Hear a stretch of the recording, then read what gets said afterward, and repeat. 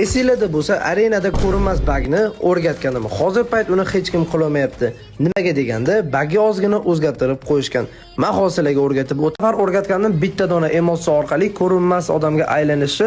Hozir bu narsani qilaman desanglar, mana bunaqa tepada qora xat chiqib qolyapti.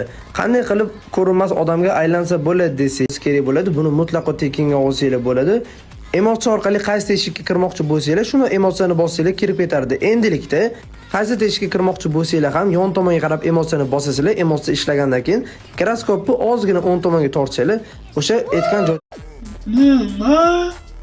Do'stlar, qani unda bug va lifehacklarni sinab ko'ramiz. Go unda video boshlanishidan oldin kanalga obuna bo'ling. Qani unda o'xshatish uchun xo'p, emotsiyalarni tanlab olamiz va bittada o'xshadi. U mana o'xshar. Videoda ko'rgandek qilsalaringiz ham bo'ladi. Oho.